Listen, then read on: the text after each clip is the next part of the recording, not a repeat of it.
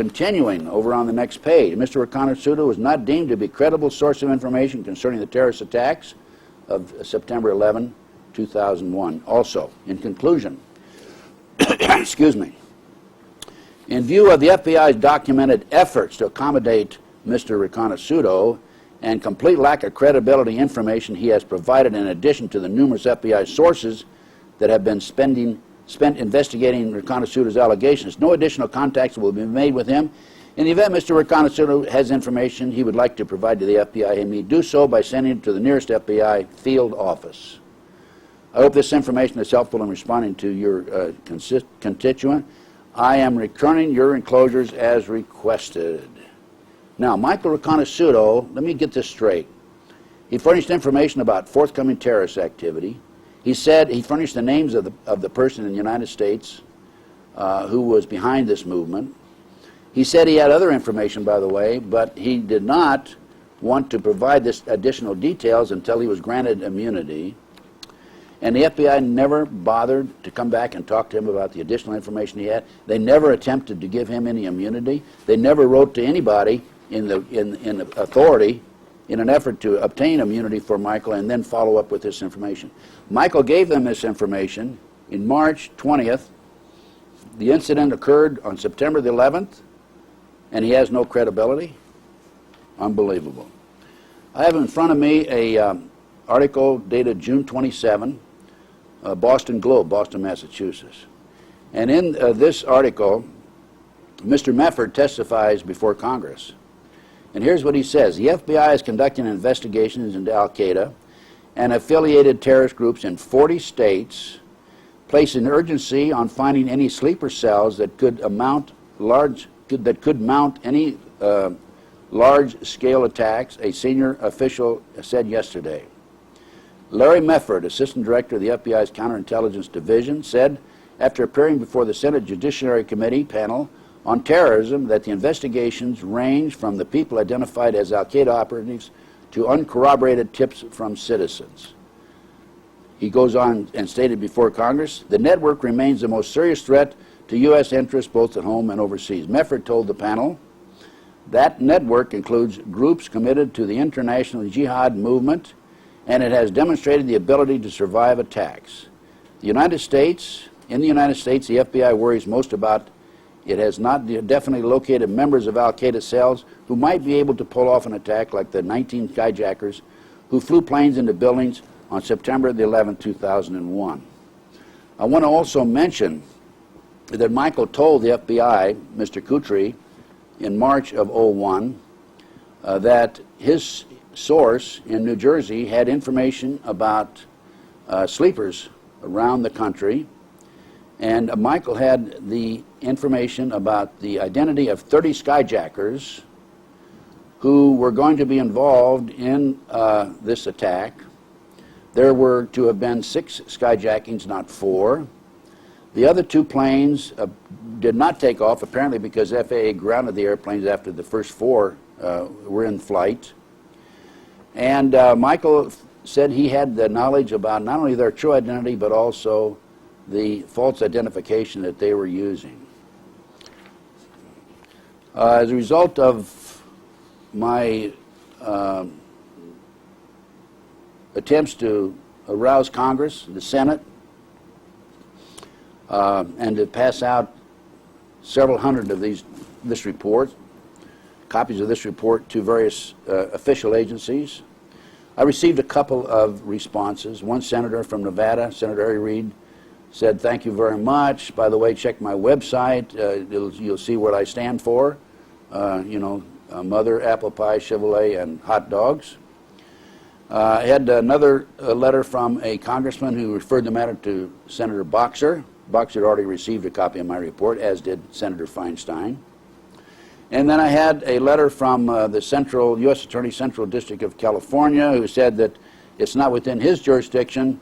The matter should be referred to the U.S. Attorney in Las Vegas, Nevada. This is a matter that should be referred to the Department of Justice, Washington, D.C., and it was referred to the Department of Justice, Washington, D.C. Now, later, after I disseminated all these reports in Washington, D.C., I sent a separate letter to President Bush. And what I said in my letter there was, hey, I've been harassed, and as a matter of fact, I had an individual, I found an individual in the basement of the complex where I stay in Los Angeles, and I ran him out of there. He was a biker type with bandana, headband, a leather jacket, chains down to the floor, to the ground. And it was after this, after I ran him out of there, that I realized, this was in April, by the way, and I made a police report on this, and I wrote a letter to the president, and I pointed this out to him, that I'm being harassed, and I assume I'm being harassed and followed because of my activity in this regard, meaning 911 and my contact with Michael Riconosciuto. I received a letter back, and by the way, I also attached my intelligence 911 report to the president, and here's the letter I received back. So the president's aware of this. At least one of his aides is. I don't know the extent of that if it got to his desk or not, but it should have, something of this seriousness. And there's the president's letter response to me acknowledging this. Further reviewing the matter, I obtained a copy of the final report, December 10, 2002, joint inquiry by the Congress, findings and conclusions. And this is, I won't read the whole report, it's too lengthy, but here's a couple of excerpts that I'll read to you. While the intelligence community has amassed a great deal of valuable intelligence information regarding Osama bin Laden and his terrorist activities, none of it identified the time, place, and specific nature of the attacks that were planned for September 11, 2001. Continuing, another paragraph. It was the general view of the intelligence community in the spring and summer of 2001 that the threatened bin Laden attacks would most likely occur against U.S. interests overseas, despite indications of plans to attack in the domestic United States. Another paragraph. During 1999, the National Security Agency obtained a number of communications, none of which included specific detail regarding the time, place, or nature of the September 11 attacks, connecting individuals to terrorism who were identified after September 11, 2001 as participants in the attacks that occurred on that day.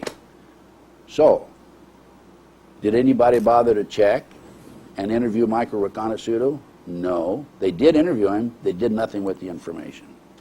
Now, going back to September 11, 2001, I have in front of me a report that it reflects an interview on October 28, 2001 by Mr. Dan Rather, he is a CBS News anchor, and he was interviewing a fellow named Tom Kennedy, a member of the Federal Emergency Management. And during the interview, Mr. Kennedy let slip a frightening truth.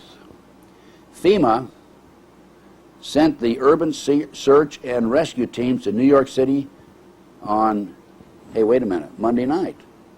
Monday night was September the 10th, not September the 11th. In connection with 911, a firefighter on the 76th floor and another one on the 84th floor radioed down before its collapse that the steel was not melting, but bombs were going off. It's also interesting to note that on CBS News, September the 26th, 2001, it was reported that put options were 90 times above the normal from September the 6th through the 10th of 2001 on United Airlines stock, and it was 285 times higher on Thursday before the attack.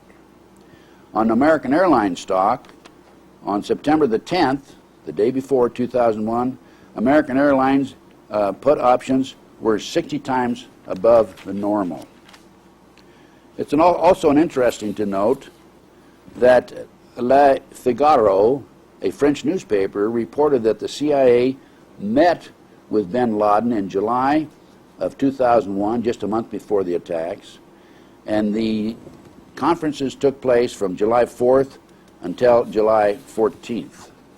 Now, again, going back to Michael Riconosciuto, how would he develop this information while he's in prison? He developed it through his contacts in the Muslim world after he met with bin Laden in the spring of 1986. Okay, number one. Number two, he had access to a computer at one time when he was in the federal system. And also, he has ways of developing information and receiving information in the prison which are unknown to the authorities.